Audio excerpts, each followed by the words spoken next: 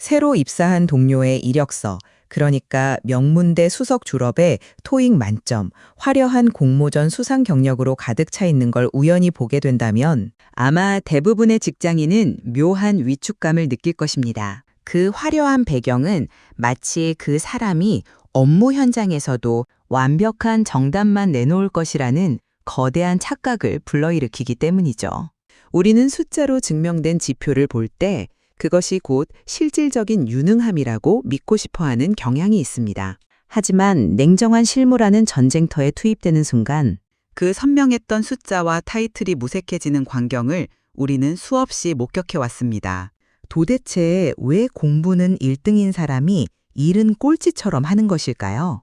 이 지독한 괴리를 해부하기 위해 우리는 1970년대 미국 정부가 겪었던 뼈아픈 실패 사례부터 들여다봐야 합니다. 당시 미국 공보처는 해외에 파견할 공보관을 선발하면서 지능지수와 전문 지식이 완벽한 상위 1%의 엘리트들만 골라 뽑았습니다. 역사, 정치, 경제는 물론 현지 외국어까지 마스터한 이들은 국가를 대표하는 완벽한 인재처럼 보였습니다. 하지만 정작 현장에 파견된 그들이 마주한 현실은 시험지 위와는 완전히 달랐습니다.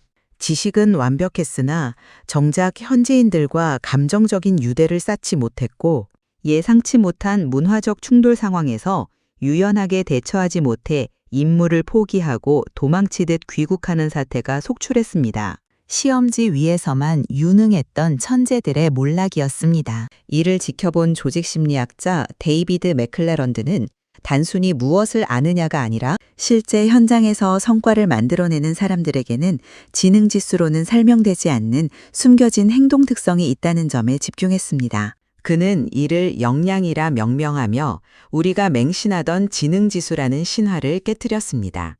우리가 흔히 말하는 스펙은 수면 위에 드러난 빙산의 일각일 뿐입니다. 바다 위에 삐죽 솟아오른 부분은 지식과 기술로 누구나 이력서에서 쉽게 확인할 수 있는 영역입니다. 하지만 정작 거대한 배를 움직이고 방향을 결정짓는 것은 수면 아래에 숨겨진 거대한 얼음 덩어리입니다. 그 속에는 개인이 스스로를 정의하는 자아상, 기질적인 특성, 그리고 행동을 유발하는 무의식적인 동기들이 촘촘하게 얽혀 있습니다. 지식은 어떤 분야에 입성하기 위한 최소한의 티켓에 불과합니다. 아무리 고도의 전문 지식을 머릿속에 가득 채웠다 하더라도 그것을 성과로 번역해내는 구체적인 기술과 타인과 협력하며 문제를 해결하려는 태도가 없다면 그 지식은 조직 내에서 사장되는 무거운 데이터 덩어리에 불과합니다. 전문성이 깊어질수록 오히려 자신의 논리에 갇혀 동료의 피드백을 수용하지 못하는 오만함에 빠지기 쉬운데 이런 경우 화려한 지능은 오히려 조직을 병들게 하는 독이 되고 맙니다. 역량의 메커니즘을 더 구체적으로 이해하기 위해 우리는 지식, 기술, 태도라는 세 가지 축을 살펴봐야 합니다.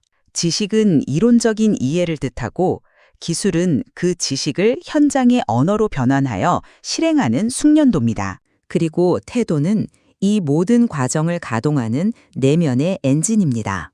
예를 들어 최고의 전문성을 가진 엔지니어라 하더라도 다른 부서의 담당자가 자신의 계산식에 의문을 제기했을 때 내 논리는 완벽하니 당신들이나 달아라는 식의 독단적인 태도를 보인다면 어떻게 될까요?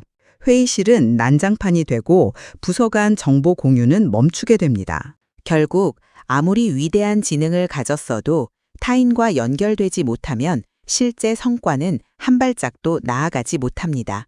현장에서의 유능함은 혼자 똑똑한 것이 아니라 나의 똑똑함이 조직의 성과로 이어지도록 길을 닦는 능력에서 나옵니다. 인사팀에서 근무하는 두 대리의 사례는 이 지능의 역설을 가장 극명하게 보여줍니다. 명문대를 졸업한 김 대리는 논리적 분석력과 문서 작성 능력이 탁월합니다.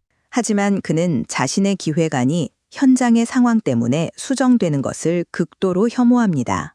자신의 완벽한 논리 체계가 훼손되는 것을 견디지 못해 타 부서와 감정 섞인 전쟁을 벌이고 결국 프로젝트를 고립시키고 맙니다. 반면 배경은 평범할지 몰라도 박 대리는 다릅니다.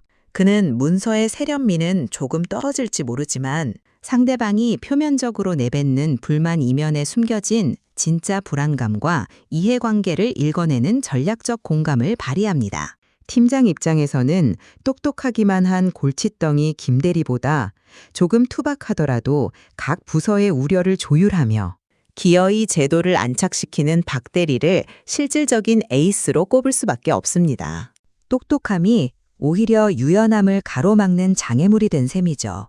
우리가 기억해야 할 가장 본질적인 통찰은 수면 위의 지식은 주로 과거의 영역에서 결정되지만 수면 아래의 역량은 지금 이 순간에도 경험과 성찰을 통해 얼마든지 확장될 수 있다는 사실입니다. 타인의 화려한 스펙에 기죽어 나 자신의 가치를 깎아내릴 필요가 전혀 없는 이유가 여기에 있습니다. 내가 가진 지식을 어떻게 타인과 연결할 것인지, 갈등 상황에서 어떻게 유연하게 대처할 것인지와 같은 소프트 스킬이야말로 연차가 쌓일수록 더 강력한 무기가 됩니다. 지식은 유통기한이 있지만 현장의 문제를 해결하며 단련된 역량은 시간이 흐를수록 더 견고해지기 때문입니다. 타인의 화려한 무대와 나의 초라한 대기실을 비교하지 마십시오.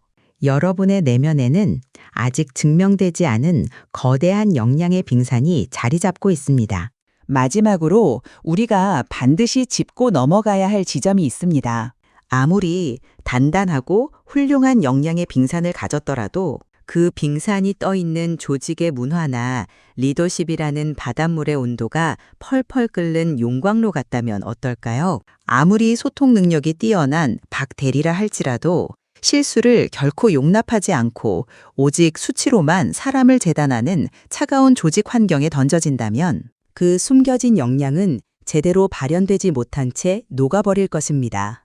역량은 개인의 소유물이기도 하지만 동시에 환경과의 상호작용 속에서 비로소 완성되는 결과물입니다. 여러분의 수면 아래에는 어떤 무기가 자라고 있습니까? 그리고 여러분을 감싸고 있는 그 바닷물의 온도는 적절한가요?